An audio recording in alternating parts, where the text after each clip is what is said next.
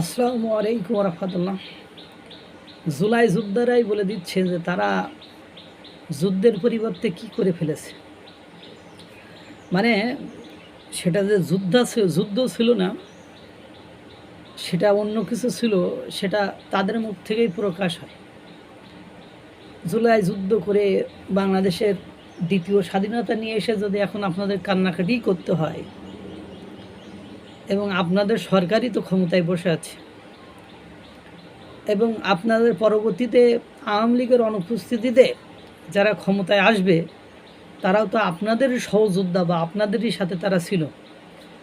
তাই যদি আপনারা এই ভয় পান, তাহলে আপনাদের জীবন তো ষোলো আনায় মিছে। আপনারা জানেন গতকাল শাহবাগে জুলাই যোদ্ধারা জুলাই সনদ ও জুলাই ঘোষণাপত্রের জন্য আবার আন্দোলনে নেমেছে। ওখানে তো অনেক অঘটন ঘটেছে। মানে মানে সাধারণ প্রতীক ড্রাইভার, মানে রোগীর অভিভাবকরা তাদেরকে অশ্রাব্য অকথ্য ভাষায় গালিগালাজ করেছে, এবং তারা ডাইরেক্ট বলেছে আওয়ামী লীগের সাথে তোমাদের পার্থক্য কোথায়। এবং তারা বিভিন্ন লোকদেরকে আওয়ামী লীগের ট্যাগ দিয়েছে, এবং তাদের নিজেদের মধ্যে দফায় দফায় সংঘর্ষ হয়েছে। ইভেন ইফ সাংবাদিক যারা ছিল তাদেরকেও তারা পিটিয়েছে যে ছবি না তোলার জন্য।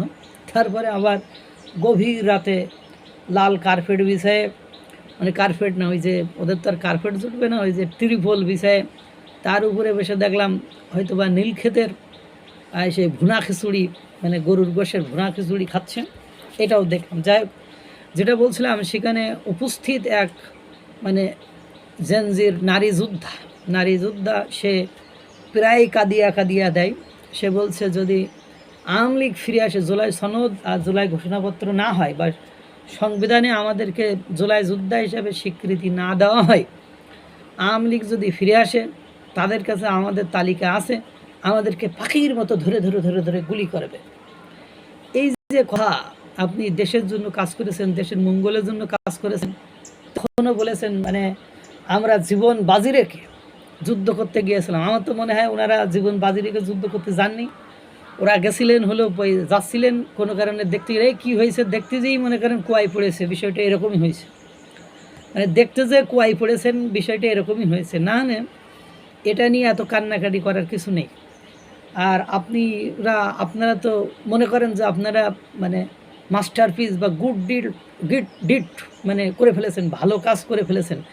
তারা ভালো কাজ যারা করে তাদের ভেতরে এই শঙ্কা, এই ভয় তো থাকার কথা না। তারা যদি এখনও যদি মনে করে যে অমুক দল সন্ত্রাসী আর আমরা হলো ফ্রিডম ফাইটার, আমরা কি ভালো মানুষ, তাহলে তাদের হাতে যদি তাদের মৃত্যু হয়, তাই শহীদই মৃত্যু। তাহলে এখন সেই জুলাই যুদ্ধের সময় শহীদ হতে চাওয়া লোকগুলো এখন কোনো মৃত্যু ভয়ে কাতরাচ্ছে, তারা কেন কান্নাকাটি করছে, এইটা বুঝতে আমার খুব মানে কষ্ট হয়। মানে কথা হলো যে আপনারা বলতে পারেন যে জুলাই সনদ দরকার, আমাদের স্বীকৃতি দরকার, চিকিৎসা দরকার, আমাদের ফ্যাসিলিটিস দরকার, সেটা না করলেই নয়। কিন্তু এভাবে যদি কান্নাকাটি করেন একের পর এক, আমি জেনজিদের মুখ থেকেও এটা শুনেছি যে প্রথম দিকে ফার্স্ট টাইম মানে যখন সকল মেয়েদেরকে স্পেস দেওয়া হয়েছিল, তারা পরিবারকে অমান্য করে জুলাইয়ের যে আবেগ, জুলাই গণ অভ্যুত্থানের যে মানে আবেগ, সেই আবেগটাকে যখন তাদের ভেতরে ছিল, সেই মোহটা কাটতে যতদিন সময় লেগেছে, তখন বিভিন্ন স্থানে আমি বিভিন্ন জেনজির মানে লেডি ফাইটারদেরকে আমি দেখেছি যে তারা বলেছে যে আমাদের কোনো কারণে ফেসিবাদ বা আওয়ামী লীগ যদি ফিরে আসে, তা আমাদের তো লাইফ রিস্ক হয়ে যায়। যে উমামা ফাতেমা, সেও তো মানে ডিরেক্টলি বলেছে যদি আওয়ামী লীগ ফিরে আসে তাহলে আমাদেরকে মানে আমাদের সামনে তিনটা উপায়: একটা বিদেশ চলে যাওয়া, 2 নম্বর আজীবন কারাগারে থাকা, 3 নম্বর মৃত্যুবরণ করা।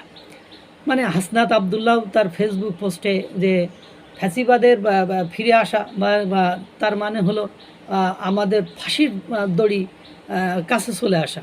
যেমন হাসনাত আবদুল্লাহ বলছে যে আওয়ামী লীগ যদি ফিরে আসে, তাহলে আমাদেরকে ওই কারাগার পর্যন্ত যাওয়ার আর সুযোগ দেবে না, তার আগেই আমাদের রাস্তায় ক্রস ফায়ার ব্রাশ ফায়ার করে মেরে দেবে। হান্নান মাসুদ তো মানে মিডিয়াতে প্রথম দিকে যাইতো, কান্নাকাটি করতো এবং এই একই কথা বলতো। তাহলে আমার প্রশ্ন হলো, মানে আপনারা সব ভালো ভালো কাজ করেছেন এবং এর জন্য জনগণ আপনাদেরকে ভালোবাসবে, জনগণ আপনাদেরকে ভোট দেবে। জনগণ ফ্যাসিবাদকে মানে অবজ্ঞা অবহেলা করে দূরে ঠেলে দিবে। কিন্তু আপনাদের ভেতরে যে তিরাস, যে সংখ্যা, যে সংশয়, মানে যে ভয়, এটা দেখে মনে হয় যে আপনারা আসলে জুলাই যুদ্ধ করেছেন না কি করেছেন, যে আপনাদের ভেতরে এত সংশয়। কারণ আপনি ভালো কাজ করেছেন, আপনারা ভালো কাজ করেছেন, তাহলে সংশয়, সংকোচন, সংকীর্ণতা এগুলো আপনাদের ভেতরে থাকবে কেন? মানে আমার এটা বুঝতে বড় কষ্ট হয়। আপনারা দাবি করতে পারেন যে আমাদের জুলাই সনদ দরকার, মুক্তিযুদ্ধে যেমন স্বীকৃতি পেয়েছে, মুক্তিযোদ্ধারা তো স্বীকৃতি পেয়ে কী হয়েছে? এই স্বীকৃতি পাওয়া মুক্তিযোদ্ধাদেরকে, স্বাধীনতার স্বীকৃতি পাওয়া মুক্তিযোদ্ধাদেরকে রিসেন্টলি এসে আপনারা কী করতেছেন? কারাগারে পাঠাচ্ছেন, জুতার বাড়ি মারতেছেন, জুতার মালা পরাচ্ছেন, মানে পিটুনি দিয়ে হত্যা করতেছেন। এই একই কথা। এগুলো তো ইতিহাস আগে ঘাটুন। আমরা আমাদের সবচেয়ে যে প্রবলেম সেটা হলো আমরা ইতিহাসকে খুব দ্রুত ভুলে যাই। আর এই ভুলে যাওয়ার কারণে আমরা একেবারে মানে গুল্লাই যে আমরা কী করি, মানে একের পর এক মানে অপকর্মে নিজেদেরকে ইনভলভ করে ফেলি, মানে অপকর্মে নিজেদেরকে জড়িয়ে ফেলি।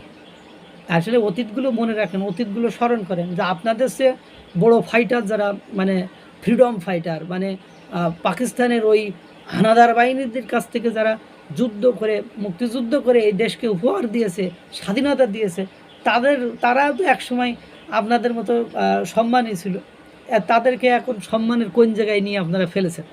দেন আপনাদেরও মানে ঠিক ওই জায়গাটাই একসময় আসবে। যদি আপনারা গণতান্ত্রিক মন মানসিকতা থাকতেন, তাহলে আপনারা ফ্যাসিবাদকে অপসারণ করে বা একটা কী করেন, সুষ্ঠু গণতান্ত্রিক পর্যায়ে ইনক্লুসিভ নির্বাচনের দিকে যাইতেন। কিন্তু আপনারা তো দেখি ফ্যাসিবাদকে টপকে মানে তাদের মানে ছাড়িয়ে যাওয়ার একটা কম্পিটিটিভ ওয়ার্ল্ডে যেতে চাচ্ছেন, যে তাদেরকে ছাড়িয়ে যাওয়াটাই আমাদের জন্য মঙ্গলকর এবং কল্যাণকর হবে।